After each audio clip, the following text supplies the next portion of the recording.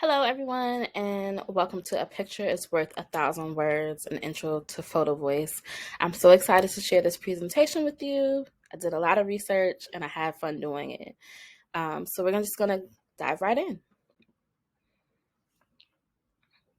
So what you'll learn today is about what is Photovoice, why Photovoice is used, the goals, process, strengths, and challenges.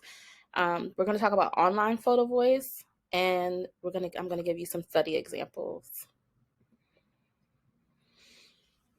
So, of course, this would not be a Desiree presentation without a little bit of humor and fun. So, this is my lovely friend Photo. You'll see him throughout the presentation. And he's come a long way since 1816 when the camera was first invented. He can't wait for you to hear about how he has helped to expand research.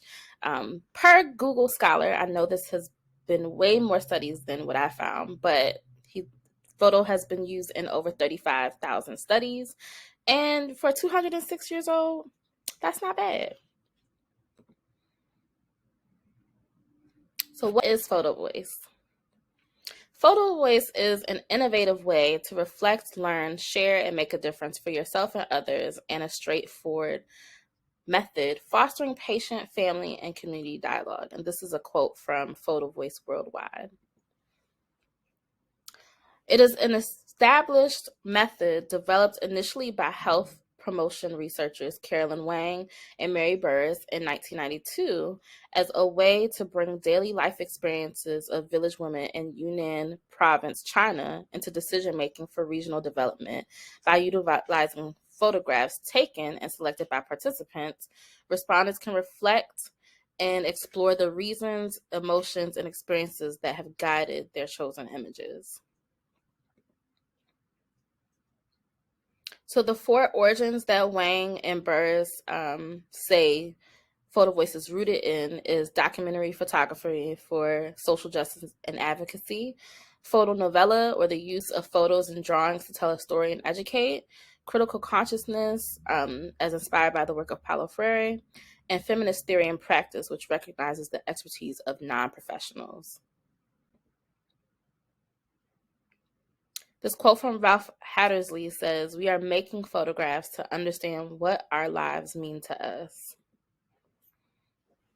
So why would we use Photovoice? So the co-researchers gain valuable skills of reflection and can potentially become the teacher educator for others about their experiences. It's a skill building activities where skills are developed enabling participants to communicate their feelings and experiences.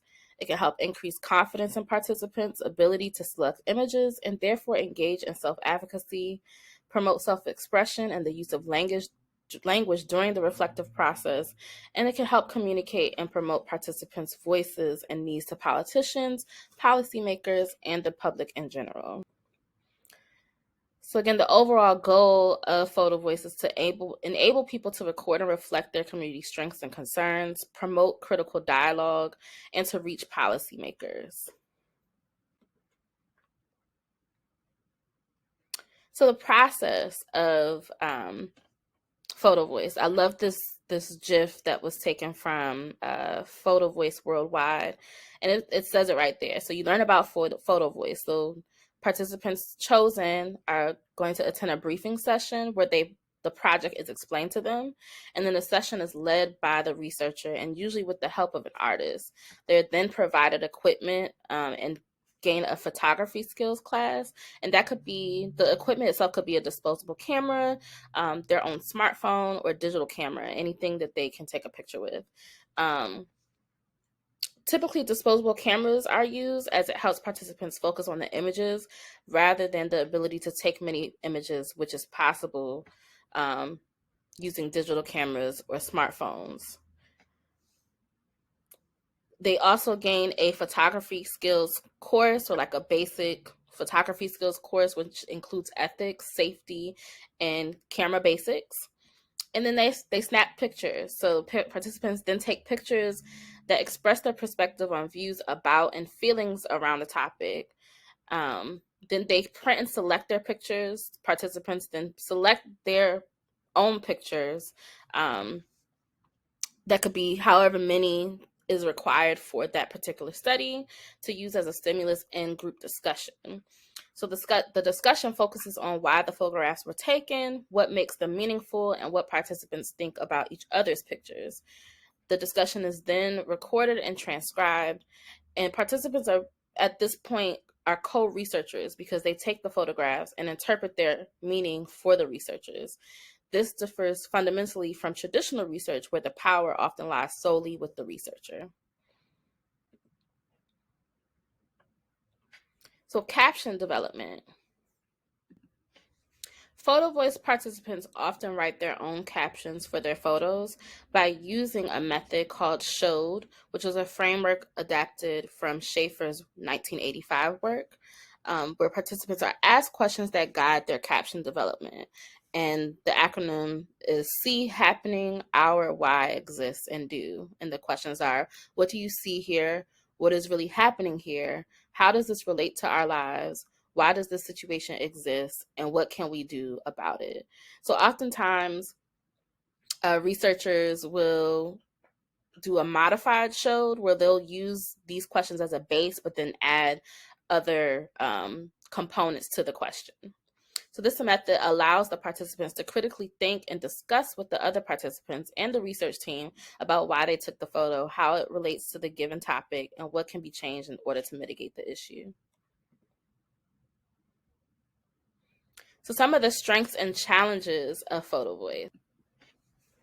Some of the strengths identified with Photovoice is that it creates a need for more imaginative approaches in research. It helps to empower participants. It helps to capture lived experiences, challenges stereotypes that folks may have, and it helps to create and build rapport within the researcher participant relationship. Some challenges, though, is that some folks think that it can be invasive or unethical to share such private parts of a person that they may not feel comfortable with. There may be recruitment challenges, such as not having the appropriate supportive environment, especially if they're sharing so much of themselves that may cause stress or anxiety or even depression. And then also focus group attendance could be an issue. For instance, because Photovoice could take a day or however long, it could be a longitudinal study. If a person is in a longitudinal study or say something that in a study that I'm about to share in a little bit, this took 5 months, they might not be able to make the small group discussion. So typically some people will do a Photovoice research in a day, like a day workshop, where you come in the morning, you get your briefing session, you get your photography skills, and then you get your equipment, and then you have so many hours within that day to capture photos, and you come back at the end of the day to have your group discussion, which can also still be a challenge within itself if folks have other obligations. So this quote is from a support group leader and Photovoice training participant. They said, people find their voices in many different ways. Photovoice is a way to align what I'm thinking through pictures. So in my research, I also found online Photovoice, which was created in 2020 throughout the pandemic by Tanhan and Strack. And the main purpose of online Photovoice, or OPV, is to address issues such as difficulties, struggles, problems, and raise the general well-being level by conveying unheard and completely unknown experiences and stories to others, relevant and authorized persons, institutions, and organizations. This also helped to eliminate some of the limitations that I discussed, such as the focus group attendance and recruitment challenges, mainly because of COVID. That's when this was developed. It's more structured, and it helps to make sure attendance of the group discussion is done. So I have 2 study examples that I'll be going over. This one was a traditional Photovoice research study using Photovoice to examine community-level barriers affecting maternal health in rural Wakiso district in Uganda. So this study was done with 10 community members. So apparently there's 5 villages within Uganda, and a male and a female participant was chosen from each of the 5 villages by community leaders. They had to be 18 to 29 years old, and this was a 5-month period and they were given equipment to take as many photos as possible. This helped to explore youth perspectives on maternal health, and then instead of waiting at the end of the 5 months, they had monthly meetings to discuss the photos taken for each month. So these are the photos, some of the photos, 6 photos, and then some of the findings. So the findings were broken up into 3 main categories: health systems challenges affecting maternal health, gender-related social determinants of maternal health, and multi-sectoral concerns. So some of the concerns for health systems, was about long distances to health facilities and inadequate transportation. You see the first photo of a woman taking her child to the health facility on a commercial motorcycle. Waiting for long hours at health facilities, and perspectives on quality of care in public and private sectors. Some of the gender-related social determinants was domestic violence, alcoholism, family planning, and teenage pregnancy. Photo 4 shows a pregnant teenager holding her first child, and she's pregnant with her second. And then the multi-sectoral concerns was water and sanitation, nutrition, and income generation and diversification. In photo 5, it shows one of the contaminated water sources used by the community, and some of the other photos taken. In the second study, using online Photovoice to understand youth perceptions of distance education during COVID-19. This study was done in South and Southeast Turkey with 153 university teaching students from 3 universities, and it helped to investigate facilitators and barriers students experience for online distance education, and they utilized a modified showed caption development. So some of the questions asked with this modified, like I said, you can use Schaefer's base question and then add whatever you need to the study. So what do you see in the picture representing a facilitator for you or your community population as part of your online distance education during the COVID-19 process when you consider your education and department major, meaning primary school teaching?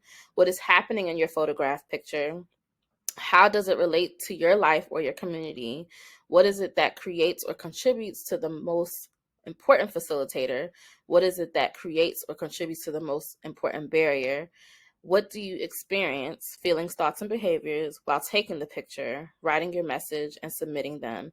And what can we as mental health professionals, educators, researchers, or peers do about this? So here are 4 photos from the participants, and they had facilitating themes and then complicating themes. So there are about 11 facilitating themes and 16 complicating themes. I won't read all of them, but some of them were access to distance education, technology, hobbies like gardening, financial opportunities and helpfulness, and social isolation for the facilitating. And then complicating themes were financial insufficiency, lack of practice, presence of unpleasant feelings, feelings of loneliness, teachers giving too much homework, and inadequacy of online education.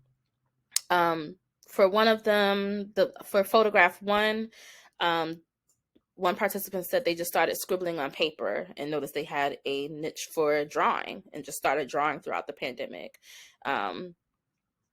Others created hobbies such as, gardening, and just reading the whole study. I did include it in my references, and I'll be including this presentation in the discussion so you all can take a look at the study yourself. Very interesting stuff. So here's some resources that you can look at for Photovoice. Photovoice Worldwide was extremely helpful in creating this presentation.